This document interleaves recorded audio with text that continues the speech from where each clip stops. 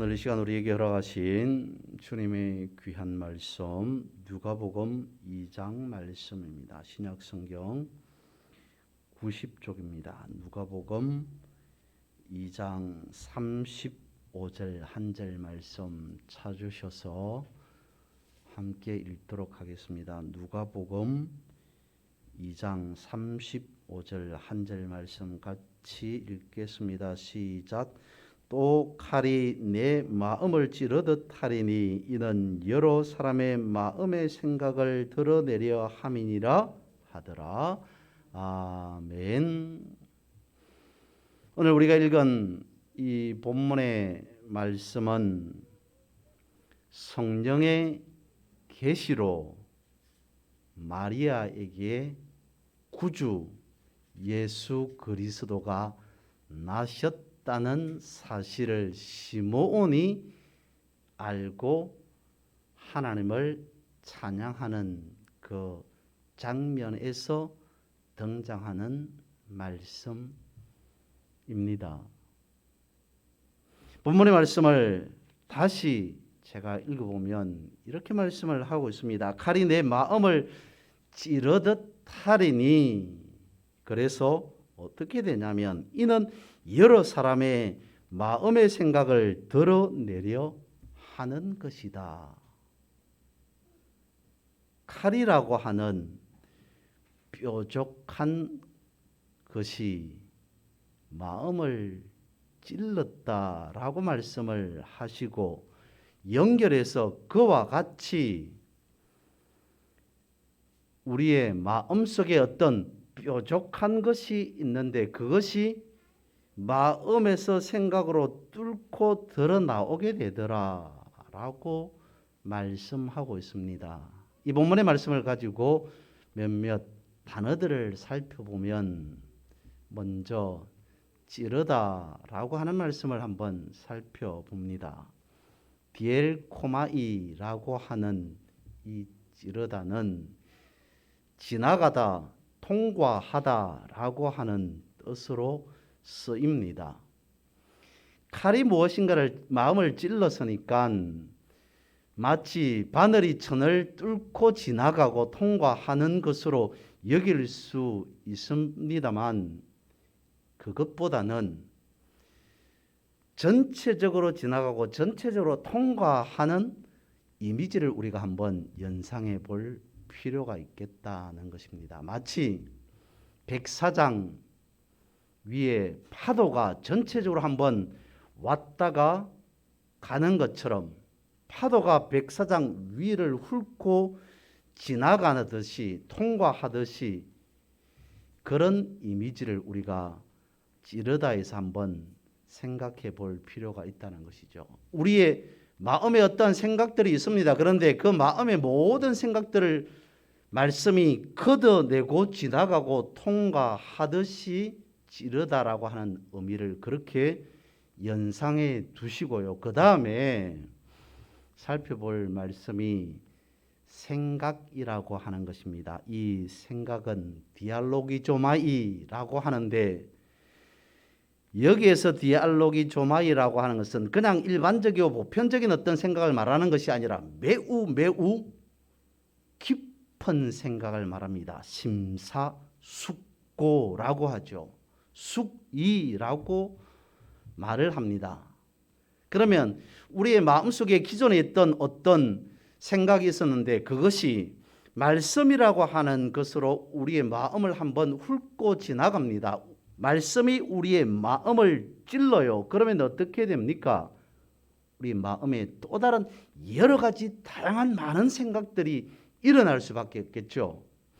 깊은 생각, 통찰력 있는 생각, 하나를 생각하면서 깊이 생각하는 것도 있겠으나, 그 하나를 깊이 생각하다 보면 여기저기 여러 가지 다양한 많은 생각들을 자연적으로 할 수밖에 없을 겁니다. 그래서 디알로기조마이라고 하는 것은 복잡 다단하다는 의미로 연결될 수 있을 겁니다.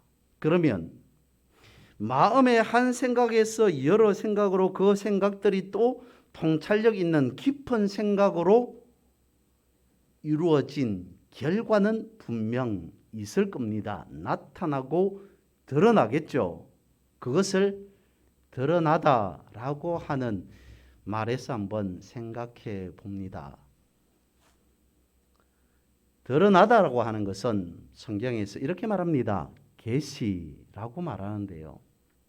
계시에 대해서 살펴보기 전에 알다라고 하는 것을 먼저 우리가 생각해 볼 필요가 있습니다. 성경에서 알다라고 하는 것은 야다라고 하는데 이 야다는 알다라고 하는 모든 부분에서 다 쓰이는 단어입니다. 어떤 것을 알든지 간에 이런 것 저런 것 모든 것을 다 아는 것에 야다를 쓸 수 있는 표현입니다. 포괄적이고 전체적인 의미를 가지고 있다는 거죠. 그리고 계시라는 것도 이 야다 안에 포함되어져 있습니다. 계시라고 하는 것은 아포칼립시스라고 하는데 드러나다라고 번역되어 있습니다만은 이런 뜻입니다. 가리워져 있던 것이 덮여져 있던 것이 벗겨지다. 그래서 드러나다가 되어집니다. 그러면 계시라고 하는 것은 하나님께서 가려두고 계셨던 어떤 것을 하나님께서 덮어두고 계셨던 어떤 것을 벗겨내시는 것, 하나님께서 가려두었던 어떤 것을 걷어내어서 그 안을 속을 보게 하시는 것, 그것이 계시 아포칼립시스라고 하는 거죠. 그러면 하나님께서 가려두었던 것을 벗겨내서 드러내어 속을 보게 하신 것 중에 계시의 중심은 무엇입니까? 예수 그리스도이시죠. 하나님께서는 가리고 계셨던 예수 그리스도에 대해서 우리에게 계시해 주셨습니다. 드러내 주셨습니다. 보여 주셨습니다. 그래서 계시의 중심에는 예수 그리스도가 있습니다. 계시가 무엇입니까? 드러났다는 것이 무엇입니까? 하나님께서는 우리에게 무엇을 보여주셨습니까? 라고 말한다면 계시는 예수 그리스도이시다라고 말씀할 수 있다는 겁니다. 그래서 계시의 본체는 예수 그리스도이시다라고 하는 겁니다. 예수 그리스도는 계시의 본체이시다라고 하는 측면에서 성경의 마지막 요한계시록에서는 어떤 말씀이 오고 가는지를 한번 살펴보면 이렇습니다. 요한계시록 마지막 22장에서 예수님께서 말씀하십니다. 내가 속히 오리라 라고 그렇게 말씀을 하셨을 때 그 말씀을 들은 자들이 당시에 이렇게 고백합니다. 아멘 주 예수여 오시옵소서. 이것을 저는 이렇게 이해했습니다. 이것이 계시의 완성이시다. 요한계시록이기 때문에 라고 하는 것이 아니라 어쨌든 성경의 마지막 부분에 예수님께서 하신 말씀이 내가 속히 오리다. 내가 속히 올 것이다 라고 말씀하셨는데 그 말씀을 들은 사람들이 마음에 어떤 생각을 품고 드러낸 고백이 이것입니다. 예, 저도 그 말씀에 동의합니다. 옳습니다. 맞습니다. 지당하신 말씀입니다. 아멘. 주 예수여 오시옵소서. 예수님께서 속히 올 것이다 라고 말씀하셨을 때 그 말씀을 들은 사람들이 아멘 주 예수여 오시옵소서 라고 대답할 수 있는 사람들은 어떤 사람들이겠습니까? 하나님의 계시가 예수 그리스도이신 줄 알고 믿고 따르는 자들의 입에서, 그런 마음의 생각을 가진 자들의 입에서 나오는 드러내는 고백이 아멘 주 예수여 오시옵소서 라고 하는 것이잖아요. 그래서 내가 속히 오리니 아멘 주 예수여 오시옵소서 라고 하는 것이 계시의 완성이다라고 하는 것입니다. 오늘 본문에 말씀에 있는 거죠. 제목으로 그것을 잡아봤는데요. 마음의 생각, 그것이 이제 드러나는 것입니다. 그래서 우리가 어떤 품고 있는 생각들이 드러난다라고 했을 때 성경에는 그걸 계시라고 말씀하고 있기 때문에 이 시간 계시에 대하여서 드러나는 것에 대해서 한번 살펴보고자 합니다. 봄이 되면 산천에 초목이 푸르게 되죠. 그 중에서 클로버라고 하는 식물이 있습니다. 군락을 이룹니다. 밭을 형성하듯이 많이 피게 되죠. 사람들은 클로버를 행운의 상징이라고 말을 합니다. 보통 잎이 3개인데 특별히 4개인 클로버를 찾은 그 사람에게 행운이 온다라고 하는 말이 있기 때문이죠.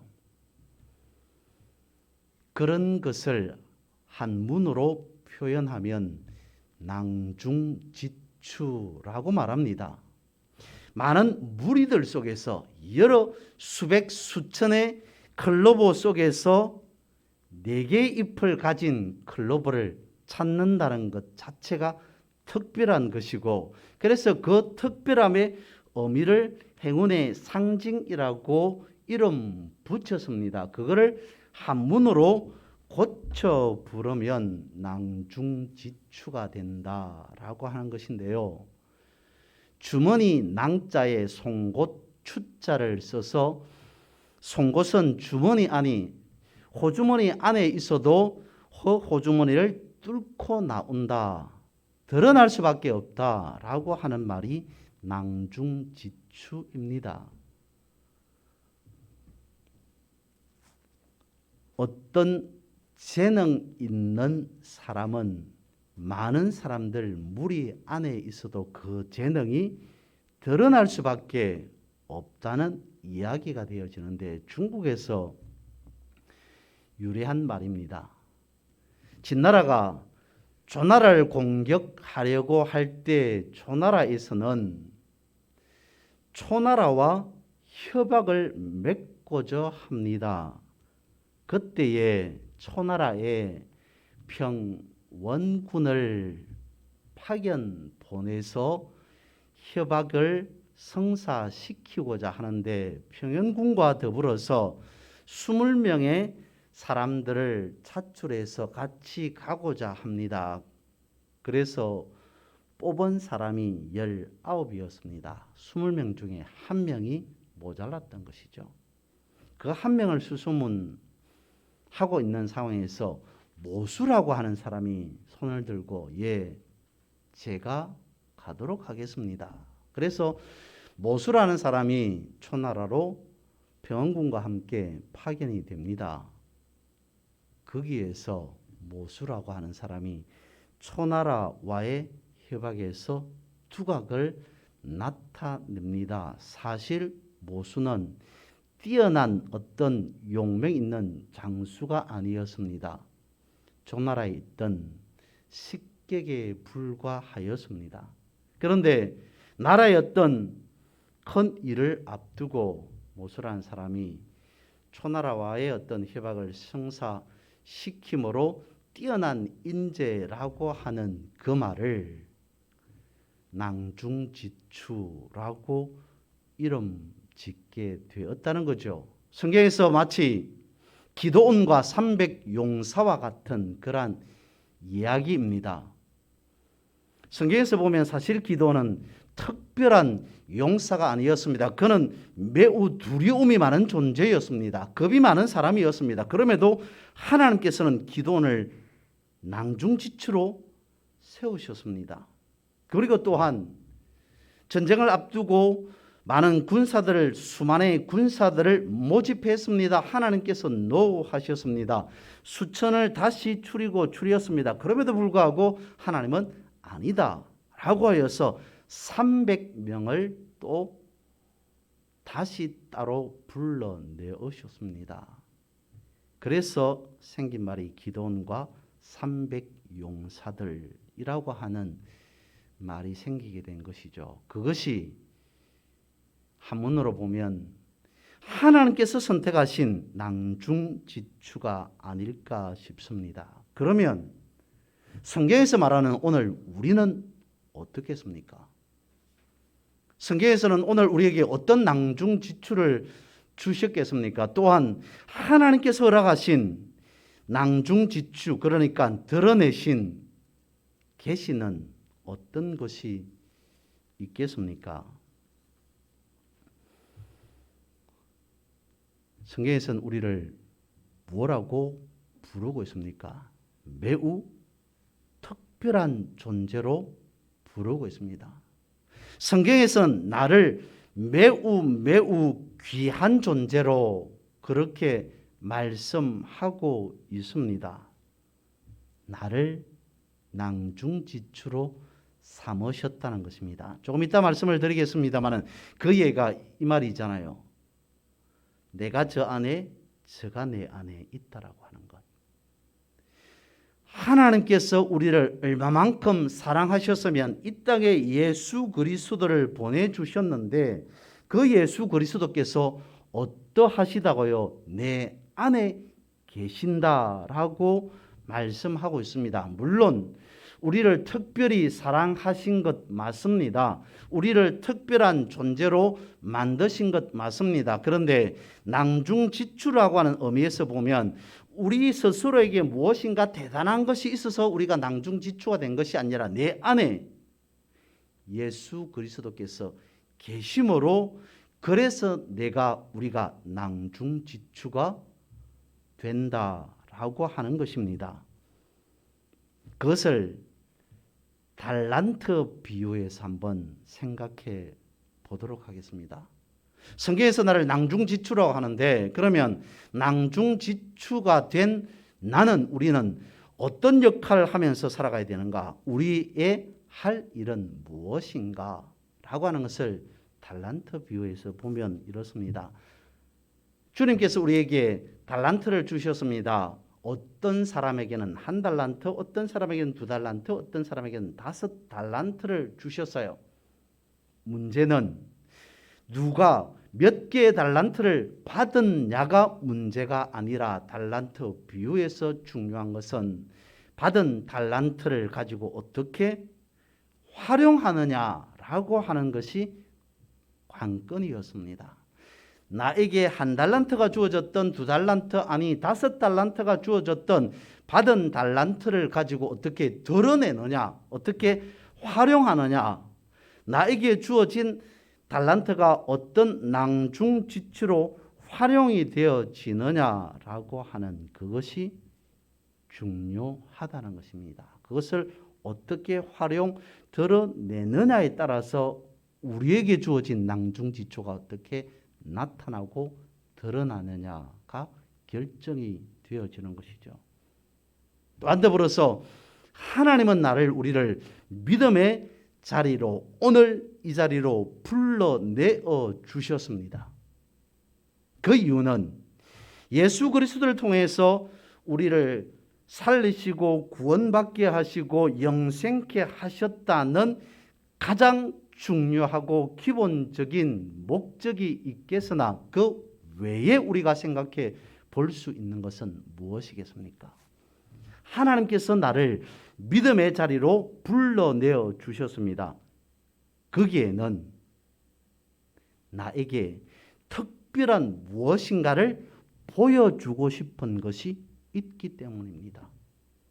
그냥 아무나 불러내신 것이 아니라는 것이죠. 우리를 오늘 이 자리에 있게 하신다는 것은 하나님께서 나를 통해서 무엇인가 하나님이 보여주고자 하시는 특별한 것이 있다는 것이죠. 그 특별하게 보여주시고자 하는 것이 무엇인가를 성경에서 살펴본다면 이렇습니다. 먼저 첫 번째로 요한복음 14장 20절에서 이렇게 말씀합니다. 그날에는 내가 아버지 안에 너희가 내 안에 내가 너희 안에 있는 것을 너희가 말씀에 알리라. 아까 서두에 말씀을 드렸던 야다라고 하는 것을 여기에서 말씀을 하고 있습니다. 다시 말씀을 살펴봅니다. 그날에는 내가 예수 그리스도께서 아버지 안에 하나님 안에 그리고 너희가 오늘 우리가 내가 내 안에 예수 그리스도 안에 내가 예수 그리스도께서 너희 안에 우리 안에 있는 것을 있다는 것을 우리가 알게 될 것이다. 계시와 안다라고 하는 차이를 아까 말씀을 드리지 않았습니까? 하나님께서 우리에게 오늘 이 자리로 불러내신 것은 무엇이라고요? 우리가 어떤 사람인가? 라고 하는 것을 보여주고 싶다는 거죠. 드러내주고 싶다는 것입니다. 이어서 요한복음 17장 23절과 24절에서 이와 같이 말씀을 하십니다.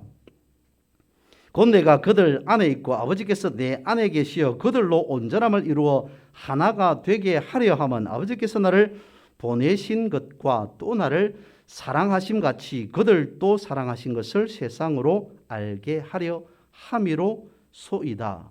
아버지여 내게 주신 자도 나 있는 곳에 나와 함께 있어 아버지께서 창세전부터 나를 사랑하심으로 내게 주신 나의 영광을 그들로 보게 하시기를 원하옵나이다. 다시 중요한 말씀을 살펴보면 이렇습니다.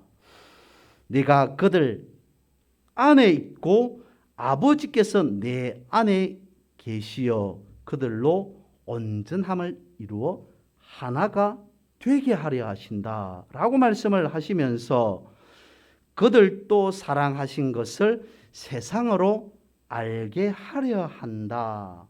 또한 더불어서 24절에서는 나 있는 곳에 나와 함께 있어 아버지께서 창세전부터 나를 사랑하심으로 이러한 모든 것들을 그들로 보게 하시기를 원하옵나이다.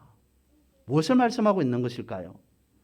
요한복음 14장 24절에 있는 것을 다시 한번 요한복음 17장에서는 거듭 강조하고 있습니다. 무엇까지 첨언하고 있냐면 하나님께서 우리를 얼마만큼 사랑하시는가라고 하는 그것을 더 붙여서 말씀하고 있습니다. 그러면서 24절 하반절에서는 그들로 이러한 것들을 하나님께서 우리를 나를 얼마만큼 사랑하셨는지를 보게 하시기를 원합니다. 라고까지 말씀을 하고 있습니다. 하나님께서 우리에게 보여주시고자 하는 계시, 즉 낭중지추는 무엇인가, 우리가 어떤 존재인가 라고 하는 그것을 알게 하고 싶다는 겁니다. 그리고 세 번째로 로마서 1장 17절에서는 이와 같이 말씀을 합니다. 복음에는, 그러면 여기에서 우리가 생각해 볼 복음이란 요한복음 14장에서 요한복음 17장에서 말씀하고 있는 그것을 포함한 복음, 하나님께서 우리를 얼마만큼 아끼고 사랑하셨는가, 하나님께서 나를 얼마만큼 낭중지추로 보고 계시는지를 알려주는 말씀인 복음에는 이라고 하는 측면에서 이와 같이 말씀합니다. 하나님의 의가 나타나서 믿음으로 믿음에 이르게 하나니 기록된 바 오직 의는 믿음으로 말미암아 살리라 함과 같으니라. 복음에는 무엇이 나타났다라고 말씀하냐면 복음에는 무엇이 드러났다, 무엇이 계시되었다라고 말씀을 하시냐면 하나님께서 나를 이처럼 사랑하셨다는 그 말씀이 거듭거듭 나타났고 드러났다고 말씀하고 있습니다. 그래서 그것을 본 사람은 어떻게 산다고요? 믿음으로 믿음에 이르게 하나니 기록된 바 오직 의인은 믿음으로 말미암아 살리라 라고 말씀하고 있다는 것이죠. 내 안에 하나님으로부터 주어진 달란트가 있습니다. 나는 하나님으로부터 허락받은 달란트가 있습니다. 믿음의 낭중지추가 있습니다. 그러면 그것을 받은 우리들은 어떻게 살아야 하냐면 믿음의 낭중지추로 최소한 세상까지는 아니더라도 하나님의 말씀을 그렇게 보아야 된다는 것이죠. 왜냐하면 내 안에 그리스도께서 계시기 때문에 우리가 세상까지는 아니더라도 하나님의 말씀을 볼 때 하나님의 시선으로 복음을, 하나님의 시선으로 하나님의 말씀을 보아야 된다는 것입니다. 그걸 보여주시기 위한 것이 아포칼립시서, 계시라고 하는 것인데요. 마지막으로 이 말씀으로 말씀을 한번 정리해 보고자 합니다. 고린도전서 13장을 무슨 장이라고 부릅니까? 사랑장이라고 부릅니다. 그런데 드러나다 계시하다라고 하는 이 말씀과 고린도전서 13장을 연결해서 묶어서 생각해 보면 조금 전에 요한계시록 22장이 계시의 완성이다라고 말씀을 하셨습니다마는 고린도전서 13장이 사랑장이 아닌 계시의 장으로 보여질 부분도 다분히 있습니다. 이렇게 시작하죠. 사랑은 이라고 시작합니다. 사랑은 오래 참고 라고 하면서 고린도전서 13장 마지막 부분에 가서는 12절에서는 지금은 우리가 거울로 보는 것처럼 희미할지라도 그때는 어떻게 된다고요? 얼굴과 얼굴을 대하여 마주보리라. 지금 우리는 부분적으로 아나 그때는 온전히 알리라 라고 말씀을 하고 있습니다. 이 말씀을 계시라고 하는 말씀과 연결해 보면 어떤 결과가 도출되느냐라고 하는 것입니다. 말씀은 그렇습니다. 지금은 우리가 다 알지 못한다. 그래서 희미하게 알고 있고 부분적으로 알고 있다. 그런데 그때가 되면 얼굴과 얼굴을 마주 보듯이 확연하게 확실하게 전부를 다 알게 될 것이다. 그때가 되면 온전하게 알게 될 것이다 라고 하여서 나중에 그때가 되면 이라고 하는 그 말씀에 중심을 둘 수가 있는데 이런 말씀으로 보아야 됩니다. 하나님께서는 모든 것을 다 보여주셨습니다. 그런데 우리가 아는 것은 부분적이라는 것이죠. 하나님께서 부분적으로 계시해 준 것이 아니라 하나님께서는 전부를 다 계시해 주셨습니다. 그런데 우리가 다 알지 못합니다. 우리가 보는 것 자체가 지금은 부분적이에요. 하나님께서 전부를 계시해 주셨다라고 말하는 이유는 여기에 있습니다. 고린도전서 13장 13절에는 이렇게 말씀을 맺고 있죠. 그러니까 믿음, 소망, 사랑 이것은 항상 있다. 그런데 그 중에 제1은 사랑이다. 그래서 고린도전서 13장이 사랑장으로 규정되어 있는데 그 사랑이 가지고 있는 넓이와 범위는 어디까지 있겠습니까? 한이 없다는 것이잖아요. 하나님께서 나타내 보여주시고자 하는 모든 사랑이 고린도전서 13장에서 말하고 있는 그 사랑 안에 다 담고 있습니다. 이런 방법으로 이런 쪽으로 저런 쪽으로 사랑에 대해서 계속 설명하다가 마지막에 믿음, 소망, 사랑 이 세 가지는 다 있을 것이나 그중에 제1은 사랑이다 라고 하는 것은 하나님께서 우리에게 보여주시고자 하는 것은 다 보여주셨다 라고 하는 그 말씀을 그 단어를 사랑이라고 하는 단어로 정해서 표현하고 있다는 것입니다. 그러면 하나님께서 보여주신 것을 전부다라고 하면 계시는 이미 완전하게 드러났다는 겁니다. 계시는 부분이 아닌 완전입니다. 계시는 부분이 아닌 전부라고 하는 것입니다. 그러면 하나님으로부터 이 사랑을 받은 우리는 하나님으로부터 보여주신 전부의 계시를 받은 우리는 어떻게 해야 됩니까? 완전한 걸 보여주신 게 계시라면 굳이 우리가 다른 데 가서 굳이 우리가 다른 곳에서 무엇인가를 또 다르게 찾을 이유가 필요가 없다는 것입니다. 복음 안에, 주님 안에 모든 것을 다 해결할 수 있기 때문이라는 것이죠.